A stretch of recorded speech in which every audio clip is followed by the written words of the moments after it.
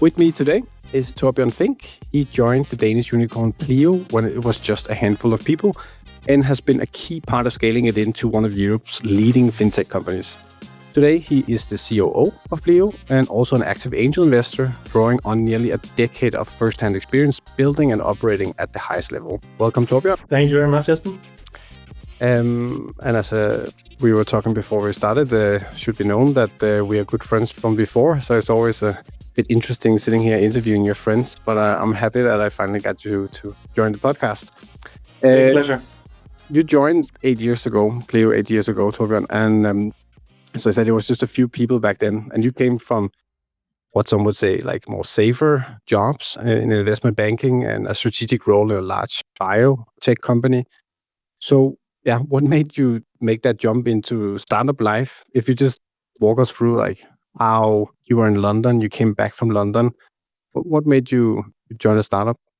Yeah, good question. So, well, I think I chose the beaten path right out of university. So I was working at an investment bank in London for a few years. Was really excited by that actually, but I had sort of made a promise before finalizing my studies that I would do only a couple of years in different places before really settling in on, this is going to be my career path. So I had this sort of promise made that, I would try out different stuff during the course of the first few years of my career. So I worked at Goldman Sachs for a few years, really liked it, but then came along at a really nice opportunity in Copenhagen, working for the COO of a listed company, biotech company called Novozymes. So I sort of jumped on that opportunity. I had never worked in a large corporate. This was a company of 7,500 people around the world, completely different from the sort of fast-paced advisory world that I was coming from. And so I thought, okay, let's try it. So I tried that, and it was felt a bit like going, 130 miles per hour on a highway, and then suddenly take a turn, and then somebody on a field somewhere just bumping along, because it's just the cadence and the velocity and the speed in general is just so different from advisory to large corporate. But it was really a good experience as well. I learned a lot about how to get stuff done, how to sort of make sure that bigger projects actually came along, and seeing them to the end, which is the thing that you don't get to see as an advisor. You make a deck, you advise, but you rarely see the full project to the end. So I was excited about that, but also felt, after I think a year and a half, okay, what is next? And I was actually deliberating a little bit over Christmas, as you do, and then randomly got a LinkedIn message from a co-founder of Pleo, saying, hey, I heard some things about you. Let's take a coffee. I had not planned going into the startup world at all. I had not planned to enter into the world of payments and payment infrastructure whatsoever. But I did get quite excited about the problem statement. So what Pleo, this small team of 8-10 people, what they were set out to do, because in my different roles before, I had the pain of buying stuff while I was at work. And I didn't have a corporate card in some of my roles. And in other roles, I had a corporate card. But even so, the process around expense handling was just so disempowering and annoying that I could really, get excited about what Pleo was set out to do, which was take the pain away from business expenses. But that's did you know the founder? So I actually didn't know this, and we've known each other for many years. I thought that you reached out to them, but it was the other way around. So just out of curiosity, how have they heard about, what had they heard? Did you have mutual friends? How did that work? I think it's due to actually a role that I had before going to Goldman, which was I worked in a private equity firm in the Nordics, and one of the co-founders of Pleo also had a past within M&A advisory and a little bit of private equity. And I think, that is a small world, particularly in Scandinavia. It's pretty small. So I guess, the role that I was sort of offered after some LinkedIn and coffee dating was you can come in and you can become the sort of breakwater between the CEO and everything else. So sort of a CMO, but without the title. And so I guess Jeppe, the co-founder, was looking for someone like him, 10 years his junior, to sort of just take care of stuff. So no, I had no clue who he was before he reached out. I remember you were telling us in our group of friends that you joined the startup, and we're like, okay, cool. And then I heard a little bit more about Pleo, and it actually wasn't until a few years back we were traveling together. I was asking, how many people are you in Pleo now? And I realized how big Pleo has gotten. It's really an amazing journey, and it should be said that I always nag you to talk about work, and you rarely want to talk about work. So this is the perfect excuse for me to really dig into to work with you now. Wow.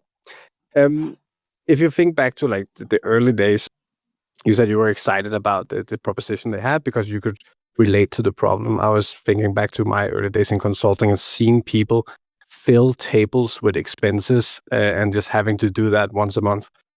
So thank God something happened. But was there ever a moment sort of in the early days where you thought, okay, now I'm a firm believer that this is likely going to happen? And on the flip side of that, were there moments where you thought, what have I done? What have I joined? Plenty of the latter, fewer of the former. From the get-go, even so I could do no due diligence on this company because it had just been incorporated. There was nothing, no reports, no monthly reporting. There was nothing. There was just gut feel and a belief in the market. And that was really what I had. Like, I had a good feeling about the people that founded the company and the few employees that I met during the process. And then I was just a firm believer in, if someone solves this, there's absolutely something to be solved here. And the tools available are archaic, 25 years old. Concur is a horrible expense management platform, and most of the larger companies use that. Of course, if you take a new spin on that, you can absolutely become a big company. However, then you need to execute that vision. I think only, a few years later, I realized, okay, this can become a real big company, also like one of the bigger and faster growing companies in Europe. And how did it took probably like 2-3 years. But was that because of investor interest or market traction or a combination, or how do you get that realization?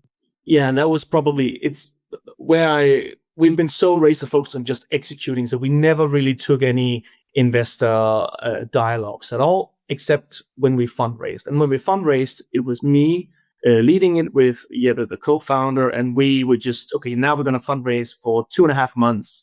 And then we're going to throw everything at it. And then we see if we can run like a really structured and efficient process. And in those moments, and we've had a few funding rounds by now, that is when you sort of look up and look out and get some external validation, because typically those investors have done due diligence on you, on customers, have gotten a lot of customer feedback, all this kind of stuff. So those are probably sort of the milestones or the points in time where I really felt, okay, yeah, we're actually doing something pretty well, and okay, we're actually doing something quite a bit better than our peers and competitors in the rest of Europe. So I think those times where you fundraise, that is when you get really the external validation. And outside of that, it's just sort of the sense you get from your customers. Okay, so very interesting. Like you were part of the fundraising processes, and they've probably also changed over time from the very early rounds. Is it 2.5 months-ish of intense work, at least in the beginning? What did you do in those 2.5 months? Is it just, okay, let's get a deck ready, data room ready, or is it? Talk me through what you did. Yeah, so we were pretty scrappy. We still are. I'm pretty proud of that. In many respects, we're pretty scrappy, and we try to sort of preserve cash as much as we can. But particularly in terms of funding rounds, we were extremely scrappy. It was basically just me and one of the co-founders running it, creating the deck, the data book, everything. And what did we do? We basically, because we both worked in M&A before, so we sort of knew a little bit about, these mergers and acquisitions and running these type of processes, although we hadn't really raised funds like that before. So, you start out by scanning the market for potential funds. So which sort of life cycle is the company at? Okay, we are Series A, all right. That's between this ticket size and that ticket size. So which funds typically invest in that range and in that industry? In Scandinavia, in Europe, in the US, and in the rest of the world. And then it's like, okay, you get that full list, and then you sort of do a little bit of cleanup, saying, okay, who could actually be interested? Probably not a Chinese or Asian fund at this point in time. Probably not the US. Maybe we take 1 or 2 conversations if we get them, but probably there's more traction in the Nordics. And so you prune the list, and you sort of just, try to just go be very structured, and then you start to reach out. Get your deck together, have a few conversations with some of the funds that you are maybe least interested in working with, just to sort of better and improve your pitch.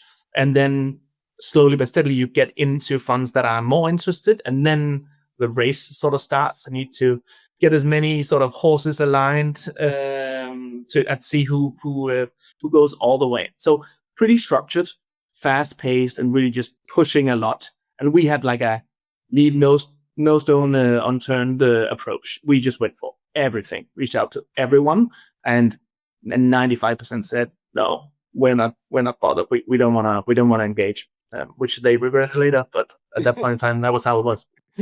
Yeah, shame on them. But because I mean, the co-founders had very relevant and interesting backgrounds, right? And you come in with a strong background, so you had a strong team. How was the traction when you were raising series? I mean, it was also a different market, right? There was more capital available, but still, what do you remember how it was to raise? Was it a lot of storytelling, or did you also have just clear traction to show this was going somewhere? It was quite different raising, Series A, B, C, those rounds are very different typically, and also for us, because in the initial phase, it's very much like prove that you have a product and some traction, some product market fit, right? Then the next phase might be prove that to the new round of investors, prove that this is not only in our case, Danish phenomenon, but you can actually internationalize and, get traction in another market, to sort of prove that, okay, this is a European solution, not only a Danish-based solution. That might be sort of the second sort of story. And then as the company grows, it's more and more the financial traction. You get more metrics too. It's your payback, all these kind of things in more markets. So then it gets more and more granular. But I would say like it's more like product market fit. Do customers love it? Are they willing to pay? Is there willingness? And do you have like an okay way to attract customers? And then the next step, at least for us, was internationalization. So we went from Denmark to the UK because it was the biggest European market for this. It was the most competitive market, the most sort of digitally advanced market. So we wanted to prove that if you can make it there, you can absolutely make it in Germany, in France, and different other European countries. So that's why we went there and invested heavily and wanted to prove that we could do that. And that was our story. And then further down the line, it's more like, okay, we've done this. Now we've added more product verticals. We've increased the ACV. So now, it's just pedal to the metal and try to just capture as much of the European market as possible. And obviously you did manage to get some fantastic investors on board and have raised several rounds. So I guess you can say that part was a success. If we were to circle back and look a little bit at some of those times where you thought, I should have stayed in a biotech company, I should have stayed in investment banking and never sleep. Do you remember any of those times where and as you said, there are probably plenty? Yeah, I remember a few. There's just a lot of stuff that has been going on in the world, right? I guess anyone would say that about any point in time, but like this time period of the last, let's say, 5-6 years, just those 5-6 years, we had two major events. So COVID was a big event, impacted everyone, and that was a big thing, and we could see back then we were probably active in like 6 markets in Europe, and we could just see on our transactions, and we could just see the economic activity going down drastically. And you could see like very quickly Denmark, it dropped very much, right? And then suddenly the UK a little bit later, but then it completely stopped, because in the UK you were only allowed to be outside for, 15 minutes at a time and then go back. So, and then Sweden was, took a drop, but then was sort of steady because they had a different policy. And I will admit also, because in Denmark, you you were just at home. You're not allowed to go anywhere. So it sort of felt a little bit like, okay, what is, a lot of time and effort, blood, sweat, and tears has gone into this. How will it end up? It was probably more that feeling that, oh my God, this was really risky. It went so well for so long, and now this is got to be the thing that's going to break us. During the pandemic, we kept the board updated a lot, and most of our investors were on the board at that point in time. So we had a lot of board updates, and they actually helped us look at things in a slightly different way. So probably, we were probably thinking, "God, this is going to really hurt our business," whereas they said, "You have cash in the bank." And it's actually during times like these that, on the other side of this, you will see who of your peers made the right calls at the right time, and some of the tough calls too, and who has really just been able to adapt quickly. We had a peer from France at the time, and we were sort of neck to neck with them in terms of customer size and organizational development as well, in different countries and stuff like that, and also the product. We had some of the same features as well. And then on the other side of COVID, we had done like a little bit of a reorg, taking some cost out and really just focus on executing and really getting our net retention up. And on the other side of it, we were suddenly 3 times as big versus that peer. And that was over the course of 18 months or something like that. So that was quite surprising. So yeah, there's some truth to this never waste a good crisis. I think actually there is. And really, I think many companies as well, they took the opportunity to like take out costs, do something, use the pandemic a little bit as a catalyst for making bigger changes. At least we did, and that served us quite well. So it's I find that very interesting, and healthy learning, even though in the moment you would typically rather be without it. And talking about learning and development, you said, as in practice, your role was a COO, but the title wasn't COO in the beginning. And I remember you've had different titles in Pleo, but you've managed to grow from joining when it was 8 to 10 people with the company. And I think you're around 900 or 1,000 today, right? You have focused on becoming more efficient with also how many people you have, but it's a fairly big company, and you're a COO now. And that journey from being COO type role or like growing with the company, I find wildly impressive. And so how do you do that? What do you think it takes to succeed, to be able to be good at the very early days and still be good at the phase you're in now? And I guess the same goes for the CEO Jeppe, who's been there. Like it's actually not many companies where you see people succeed and staying in their roles. It's like, I think being part of any startup or scale up, everything changes very quickly. So, you check in with a company that you invested in, and then you check in again 6 months after, and it's actually quite a different company, different people, different markets, different products, ways of working, very different. And that's very natural as things scale. Things change all the time. And I think that is probably the one thing to sort of, if you want to keep afloat, embrace the change. Don't try to sort of, don't try to work against it, but rather embrace it. That's one thing. And I think it just takes, some people like that, other people's like it less. So I think anyone who is interested in going into scale up or a startup, like, expect change and a little bit of chaos. And also, it comes from a good place. Remember, if the ways of working, are the same in a scale up for 3 years, it's because the scale up didn't grow enough. The reason for ways of working not being suitable stems from growth to a large extent. So you have to sort of embrace that, love that a little bit, because that's just the way it is. But in terms of how to sort of then, keep growing and developing with the company, or at the same pace at the company, I think we've had a lot of discussions with many people. Some companies grow at a pace where, it's almost impossible to sort of follow suit. And although, you might be a team lead one day, and then the next year you're no longer, or it's a smaller team, or it's more specialized, but still you'll have grown a lot, even though your title hasn't really, been reflected like that. It will still have grown a lot. Just being part of a rocket ship you're moving a lot. You don't need to be in the front row necessarily.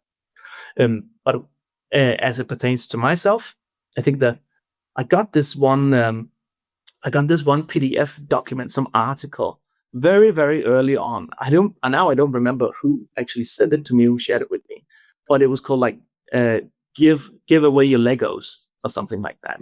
And that really stuck with me. So it's an article. It's like, I will just try to get the Legos sort of structured a little bit. And once we have the greens over here and the reds over here, I'm going to try to see if I can hand it to someone else and sort of delegate through that. And still today, that is to a large extent what I'm doing. So really not being afraid. And that does not come natural to sort of give away responsibilities or giving away areas that you're responsible for or stuff like that. But that is how I've done it. And I think it's the way you have to do it. Set the context, find the leader, hire, delegate it. That's what I live by. That's the first thing I think about any new thing that comes in, task or project or challenge. Who is better suited to do this than me?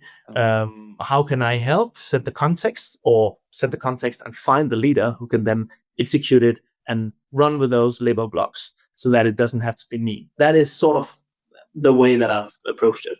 And it's a very interesting change, right? Because you come from banking, where you obviously must have produced a lot of analysis reports, Excel sheets, whatnot, and the same from the next role in the biotechnology company. And all of a sudden, and in the startup, I assume, or in the early days of Pleo, you also had to do a lot yourself, produce. And as you grow, you then have to start to lead others, delegate. So I guess that's the switch, as you say, that's very difficult for some. I know for myself, I could feel sometimes like when I'm not producing myself, but always getting others to do it and delegating and orchestrating them, that you feel a little bit like, am I doing what I'm supposed to, or am I just pushing this off so someone else should do it? But I guess that is leadership. Yeah. And Pleo is not yet profitable, so still reliant on, now there's some debt financing, but on these investors. Has there ever been any moment where there's been pressure from the investors to go in one direction, which is you sort of didn't agree with, and how is that handled? Because I mean, again, very top-notch investors, but yet these investors are not sitting at the steering wheel every day. So I, at least myself, have been in a few board meetings where some investor get a very good idea about something they've seen somewhere else, and now it just has to happen in this company as well, which can be very tough to stand up against them and say, no, that's not how it's going to be done. Have you experienced that in Pleo as well? I think in general, our approach to fundraising has also been like, money is one thing, and then all funds have money, but how do they work with the portfolio companies have been extremely important for us in deciding who could invest and who couldn't. So there was a little bit of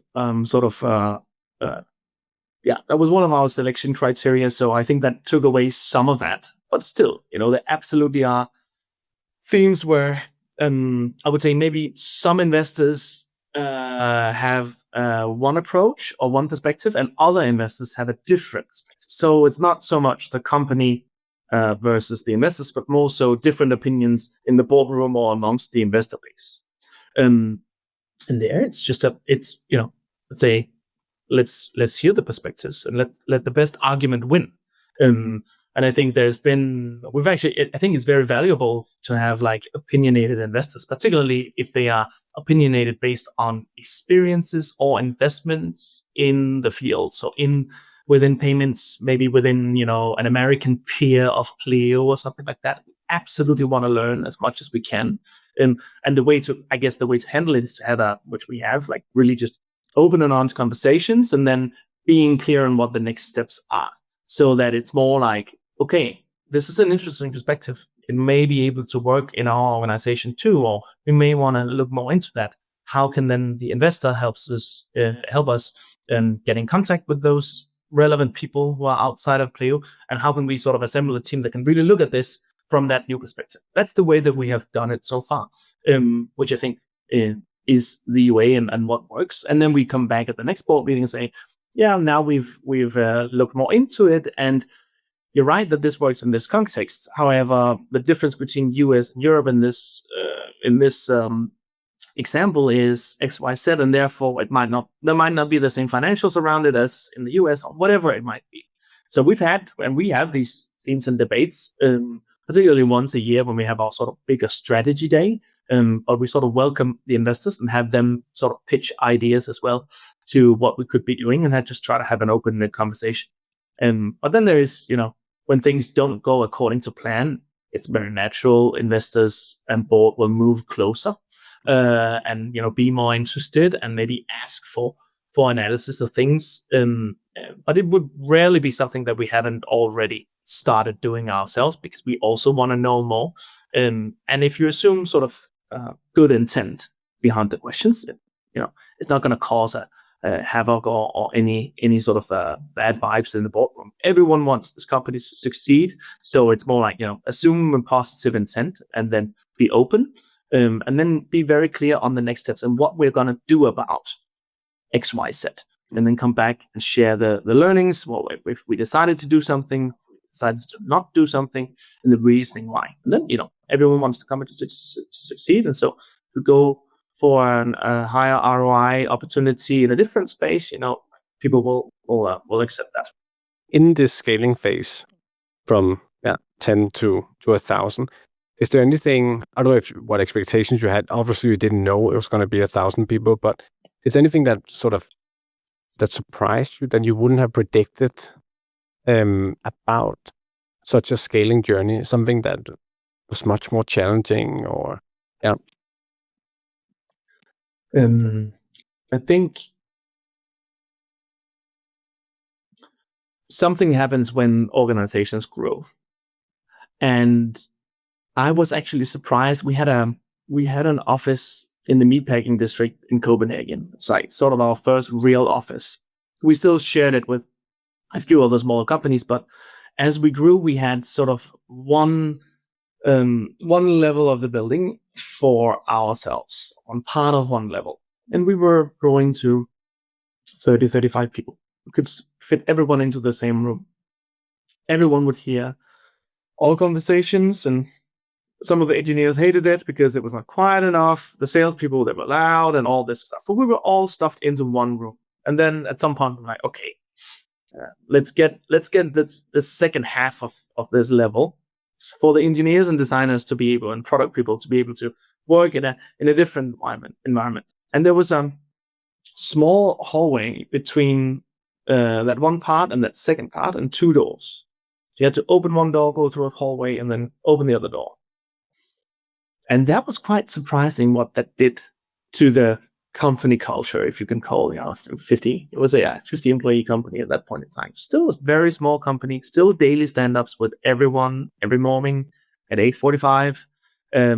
Still everyone had lunch together. Still, most people were included in everything. But just the fact that we had a wall, and two walls and two doors in between two groups of people, that actually changed a little bit the sort of, disseminating our information, the knowledge sharing. Or well, not us and them, but maybe a little bit. It was just like smaller sort of subcultures evolved faster by being separate. And then the second point was like a year after that, maybe 9 months after that, we opened up the UK and had to have people over there. And again, like the feeling of entering into our meatpacking district Copenhagen office and then the London office, it was very different. And different things were talked about. It was just a different feeling. And so how do you manage that? Yeah, it's difficult to manage. I think it's very difficult to manage, but we tried to have like, a critical mass of Pleo OG employees traveling there, going there all the time, and some relocating for a period of time while the UK-based team was then hired and grown.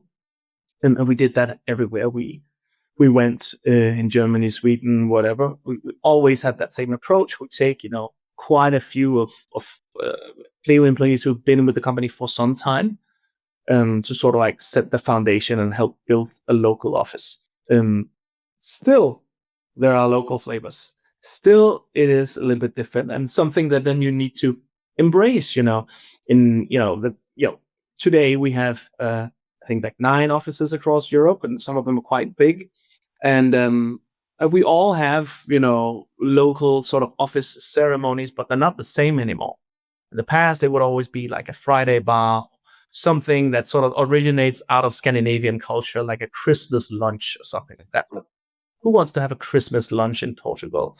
No, they want maybe a winter party or something like that. So then now every office has something, but it's different. And there's a local twist to everything to sort of accommodate a little bit more. But that is quite different. Going from one room, separate rooms, one country, separate countries. That's quite different. Makes sense. And when you hire these new people in the new countries, how is that a recruiter? It's very practical. I'm just curious, is that a recruiter then from sort of an OG recruiter, someone who knows the culture, or do you have also like cultural interviews to make sure it fits with the rest of the Pleo culture? Or how do you do that? We did it. So our interview process from the very beginning it could differ, but there would always be a values interview in the end. And that would be with a C-level person, typically the co-founders. One of the co-founders would have a 20-minute chat with anyone, it being a software engineer, a product person, salesperson, whoever. They would have 20 minutes and say sort of just based on values.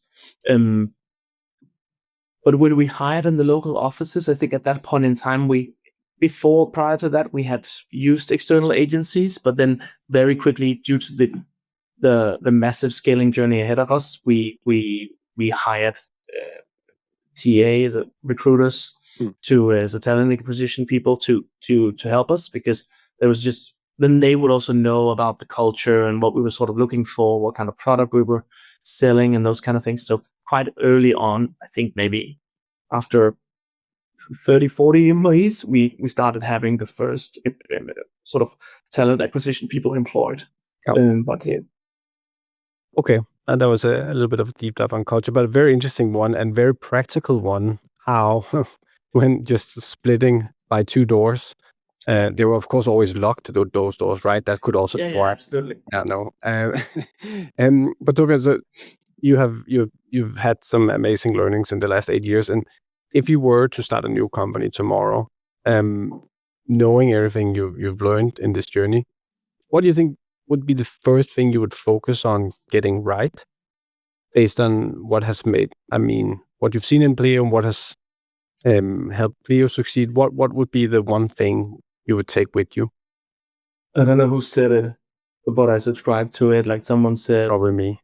First time founders focus on product. Second time founders focus on distribution. There's something to that. You can build a great product. There are a lot of great products out there, and there are a lot of fantastic products that don't succeed because the distribution is not there.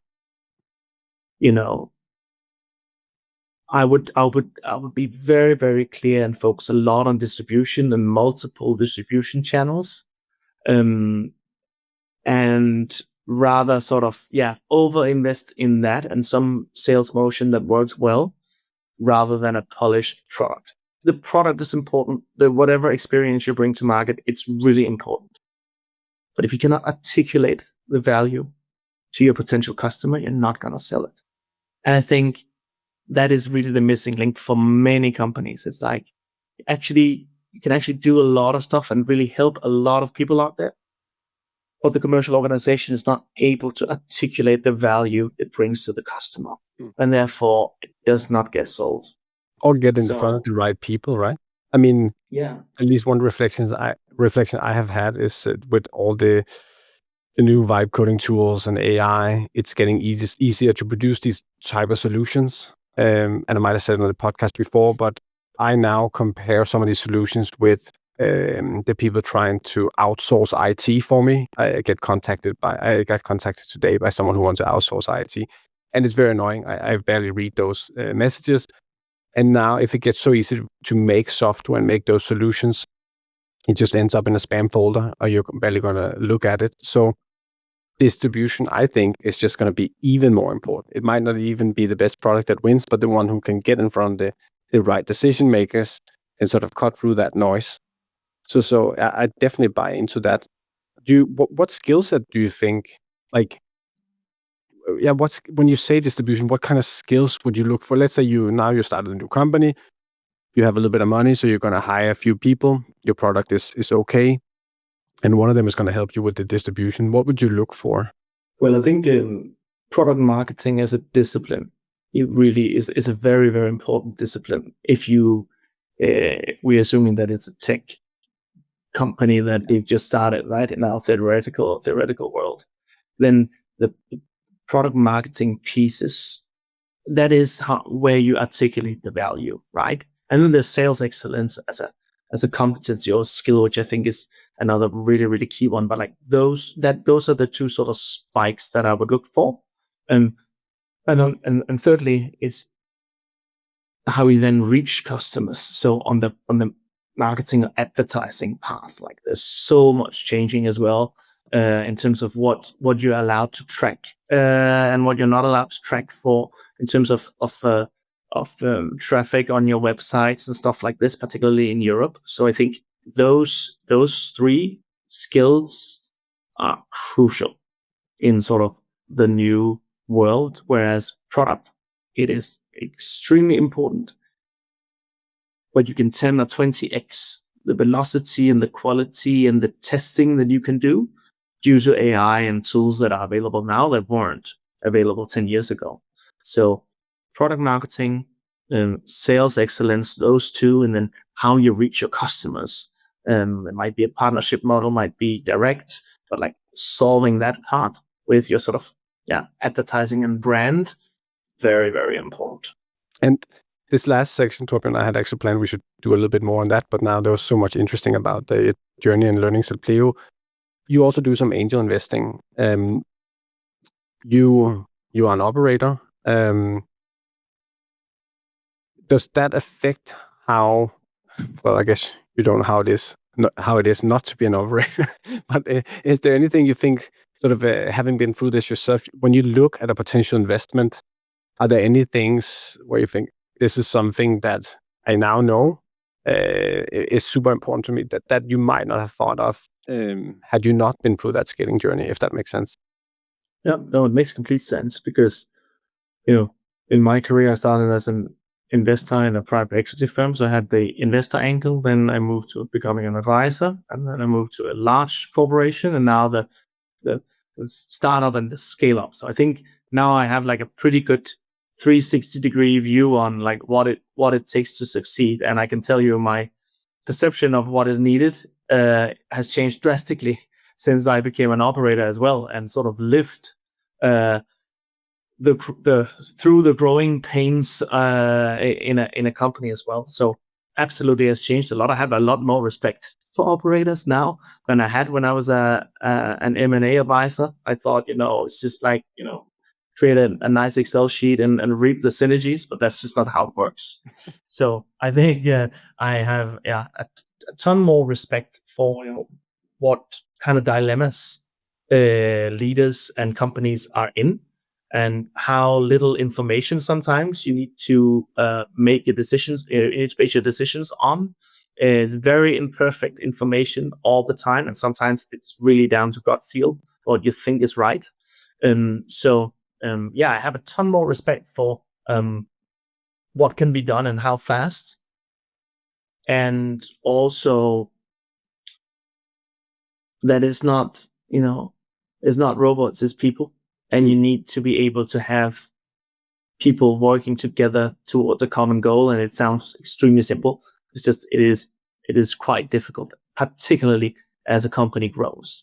So I think I learned to have much more respect. And then I think what I contribute with in the companies I invest in or advise, it is trying to just basically give away my Legos, but in a different way, trying to sort of think back and share what we did wrong. We made tons of mistakes, and we went too early or went too late, or we perfected too much or too little, or there's nothing but failures and mistakes, I feel like. But that's what you need to go through to also become successful. So that's what I try to do now, is to share as much as I can.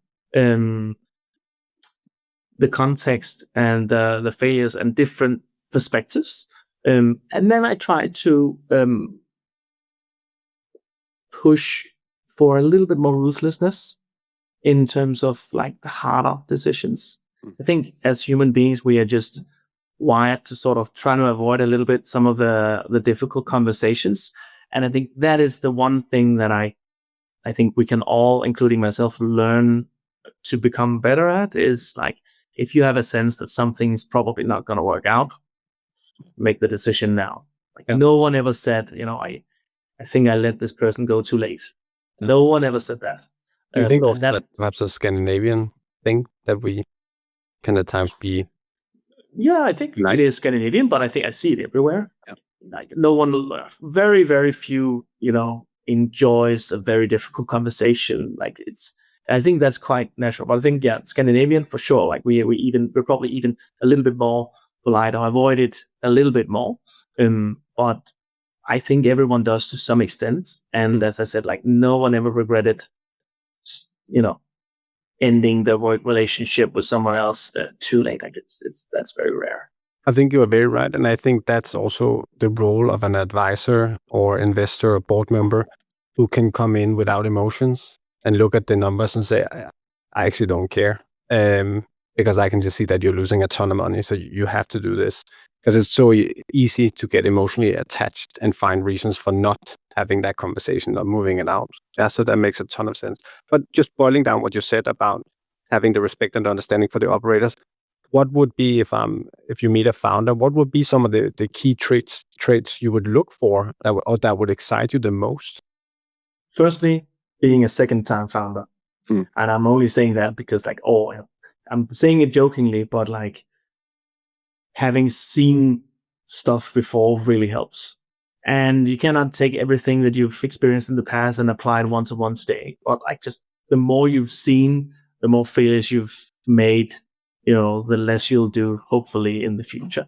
So basically looking for, depending on their life cycle as well, if it's very early investing, it's, the understanding of the market and your vision for how it could be and what needs to be true to get there. And someone that is very opinionated about that and have a very, pretty clear vision of what things could be like based on subject matter expertise. So I'm biased towards subject matter experts, very much, and also biased towards second or third time founders, regardless of how the other startups went, if it was a success or not, just to sort of have more experience under their belt. And then I look for, as a company, complementary skills, because you cannot just be subject matter expert in various fields. You need to be complementary, So it needs to be a complementary set of people. But there needs to be some deep understanding of what's the industry like, or what's the problem that we're solving, and how does it technically all fit together, and how could we change this market, or how could we change the customer behavior in the future, and what needs to be true to get there. That's, in broad terms, what I'm looking for. Well, thank you, Thorbjørn. I was just thinking again that this is the longest I've ever gotten you to talk about work with me. So it's the whole reason for setting up the podcast is just so I can get you to talk about this.